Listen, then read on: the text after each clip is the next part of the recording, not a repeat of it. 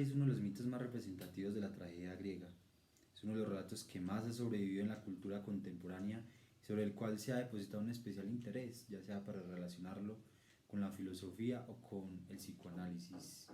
Tuvo bastante difusión en la Edad Media, hasta alcanzar su tradición oral hasta más allá del primer tercio del siglo XX. Se puede decir de Edipo que en el siglo XIX, siglo XX, se fueron jugando especiales interpretaciones sobre esta tragedia griega. Por un lado estaba lo alegórico y por otro lado estaba lo psicoanalítico. En relación con la influencia de la tragedia griega en Occidente, tenemos como principal exponente a Nietzsche, quien se convirtió en filósofo trágico y quien se dedicó a estudiar tal fenómeno. A estas investigaciones se sumaron sociólogos, antropólogos e historiadores.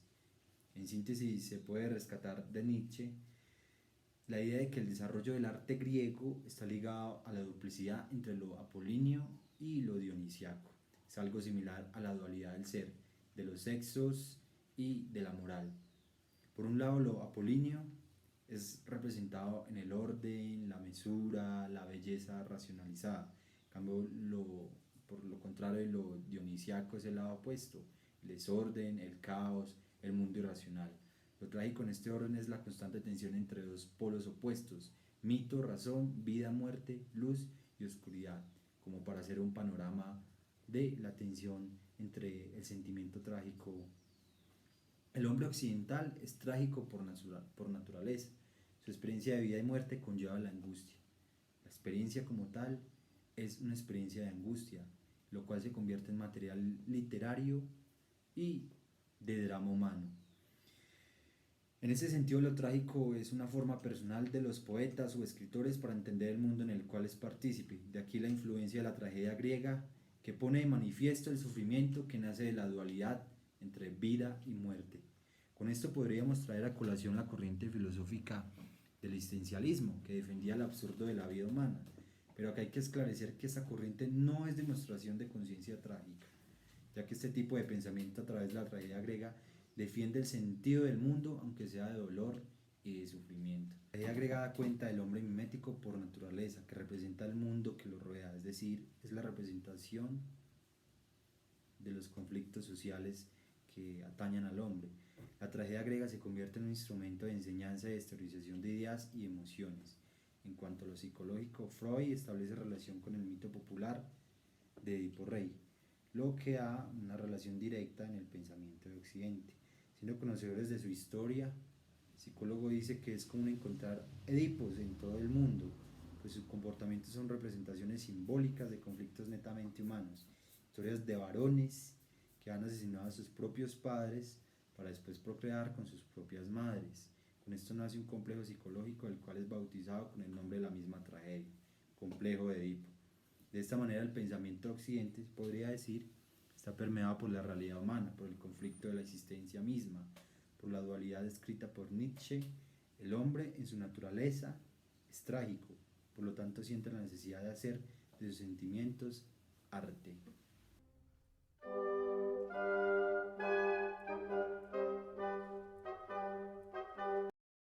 Edipo Rey, como muchas tragedias griegas, es el resultado de un proceso literario histórico. Este tipo de teatro inicia en el siglo VI a.C. como evolución de la poesía lírica, que se dedicaba a temas religiosos, de culto a los muertos y mitológicos.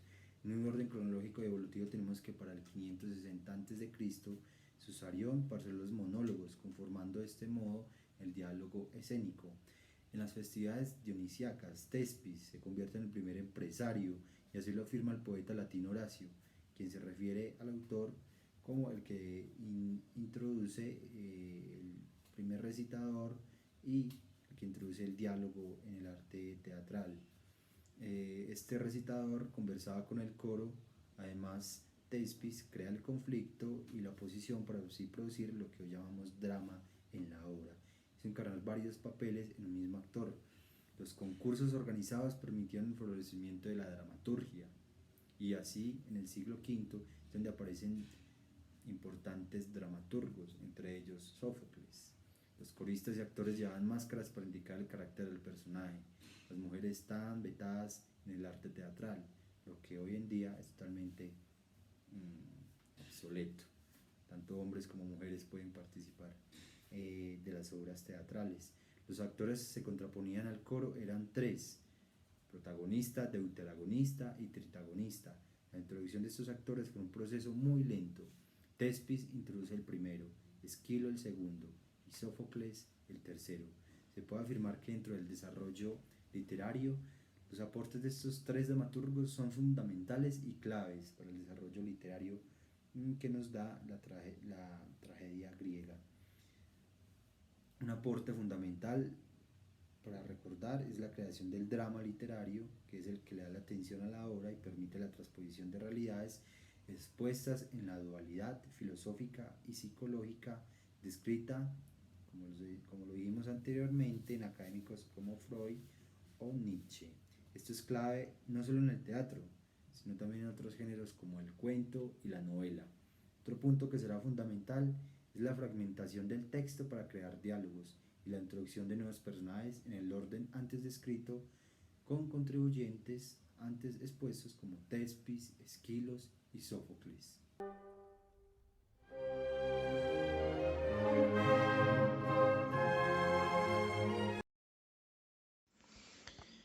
Diferentes obras contemporáneas y del siglo pasado podrían ser comparadas y analizadas en cuanto al argumento de Edipo Rey y las características de la tragedia griega. Obras de teatro contemporáneas como Tebas Land, del dramaturgo uruguayo Sergio Blanco, podrían ser relacionadas por el tema del parricidio. Allí la obra se aleja de la dimensión ética del parricidio para concentrarse más en las posibilidades estéticas del acto. Otra obra teatral contemporánea, titulada Edipo Tríptico, se inspiró en el famoso mito de Edipo Rey, describió el dramaturgo Ariel Wolf, y se divide en tres grandes momentos. El primero se dedica a la profecía de la naturaleza, la segunda a la esfinge y la tercera a la obra de Sófocles. Lo anterior es un referente teatral. Personalmente he querido establecer relación entre la tragedia griega y el género de terror representado por el americano Ambrose Bierce, quien murió para comienzos del siglo XX en 1914. En su obra El clan de los parricidas nos deja ver su inspiración en el viejo mito de Edipo y su relación con el parricidio. La obra refleja en cuentos como Aceite de perro, Una conflagración imperfecta, Mi crimen favorito, toda aquella perversidad humana, sentimiento trágico y las fronteras alcanzadas en cuanto al abismo de la locura. Dentro de la tragedia griega es notable en los personajes clásicos el sentimiento de angustia que nace cuando el sujeto es obligado a definir su ser, su propio destino, contraponiéndose a su verdadero deber, lo que conlleva a hablar de tensión trágica, fenómeno evidenciado tanto en Edipo Rey como en los diferentes cuentos de Ambrose Bierce. Dichos personajes son obligados a decidir, cuya decisión convoca y trae a la angustia. Todo esto se convierte en un drama dionisíaco, que revela constantemente el laberinto de las pasiones humanas. La figura dionisíaca ha sido vista como la transgresión de lo socialmente aceptado. La locura parece ser una característica superior en este dios. No aceptar a Dionisio es abrir la posibilidad de la confrontación del ser, que es un comportamiento común en obras teatrales clásicas y en obras contemporáneas como El clan de los parricidas. Los personajes son arrastrados por sus decisiones y obligados a reconocer sus crudas realidades. Por cuestiones del drama en la obra de Sófocles, Edipo se ve en la obligación de asesinar indirectamente a su padre y posteriormente contraer matrimonio con su propia madre. En Ambrose, los hechos trágicos son más directos, revelando un mundo de perversidad, locura, terror, inspirado en la tragedia griega como tratante de las pasiones humanas bajo el imperio del dios Dionisio. Después de que los crímenes fueron cometidos, después de que los homicidas decidieron sus propios destinos, son obligados a enfrentar sus nuevas realidades, donde el destierro y la angustia cargarán en la conciencia y la perenidad del sentimiento trágico, tal y como le sucedió al mítico Edipo Rey.